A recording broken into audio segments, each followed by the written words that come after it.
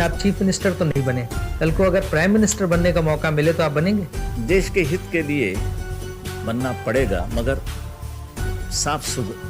दोस्तों, प्रधानमंत्री इस देश का सबसे ताकतवर व्यक्ति होता है, लेकिन वह कहते हैं ना, डर सब में होता है। और प्रधानमंत्री भी जिस व्यक्ति से डरे तो उस व्यक्ति के बारे में जानना और भी ज़्यादा ज़रूरी होता है। तो उस व्यक्ति के बारे में जानने के लिए आपको ये वीडियो पूरा देखना पड़ेगा। अब आप इस वीडियो को पूरा और ज़रा ध्यान से देखिएगा।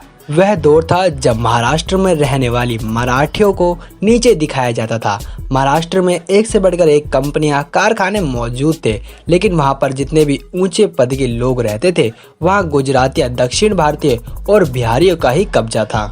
महाराष्ट्र में रहने वाले मराठी लोगों को बहुत ही छोटे पद की नौकरी दी जाती थी। यहाँ तक कि बहुत सी जगह पर तो उन्हें नौकरी देने से इनकार भी कर दिया जाता था।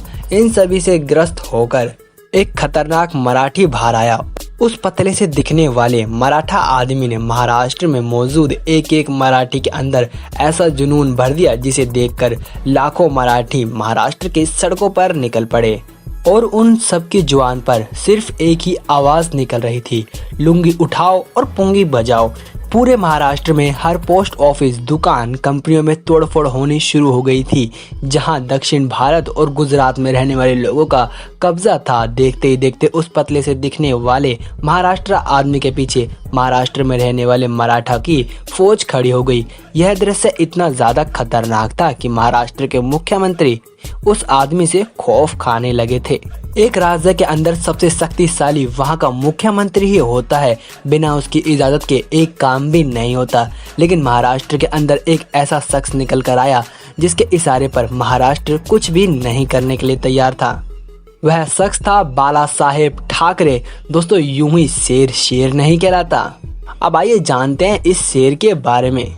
आपको जानकर हैरानी होगी, महाराष्ट्र का वह शेर जिसे बाला साहेब ठाकरे के नाम से जानते हैं, उसने महाराष्ट्र के ऊपर 50 सालों तक शासन किया और बिना मुख्यमंत्री बने, बिना चुनाव लड़े। ठाकरे के अंदर इतनी ताकत थी और इतना रुतबा था, इस बात का अंदाजा आप इसी से लगा सकते हैं कि केंद्र सरकार, बड़े बड़े नेता भी उनसे मिलने के लिए उनके घर आया करते थे और उनके रुतबे के आगे नतमस्तक हो जाया करते थे।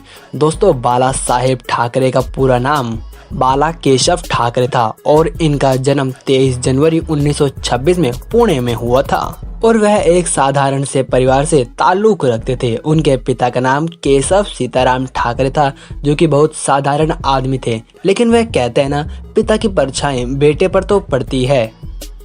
बाला साहेब ठाकरे के पिताजी भी महाराष्ट्र के लोगों के अधिकार की बात हर समय किया करते थे। उनका एक ही सपना था, मराठा लोगों को सम्मान, अधिकार मिल सकें। और फिर ऐसा ही होने लगा। जब कई साल बीत जाते हैं, फिर एक ऐसा दिन आता है 17 नवंबर 2012, जब महाराष्ट्र का वह शेर हम सबको छोड़कर चला गया। और अक्सर आपने यह बात तो सुनी होगी कि मुंबई एक ऐसी नगरी है जो कभी नहीं सोता, कभी नहीं रुकता, ना ही कभी शांत होता। लेकिन जिस दिन बाला ठाकरे का निधन हुआ था, उस दिन ऐसा लगने लगा मानो पूरी मुंबई ठहर गई हो। मुंबई में कहीं भी पैर रखने की जगह नहीं मिली। पूरा महाराष्ट्र बाला साहेब ठाकरे को विदा करने के लिए मुंबई आ गया। आपको जानकर हैरानी होगी, बाला साहेब ना ही कोई मुख्यमंत्री और ना ही प्रधानमंत्री और ना ही राष्ट्रपति, तब भी उन्हें 21 तोपों की सलामी दी गई थी। बल्कि 21 तोपों की सलामी देना यूं ही कोई आम बात नहीं। 21 तोपों की सलामी बल्कि सिर्फ ऐसे प्रधानमंत्री या मुख्यमंत्री और राष्ट्रीय पिता को ही दी जाती है। खैर, बाला साहेब के बारे में आपका क्या कहना है, आप हमें अपनी राय नीचे कमेंट सेक्शन में ज़रूर दें।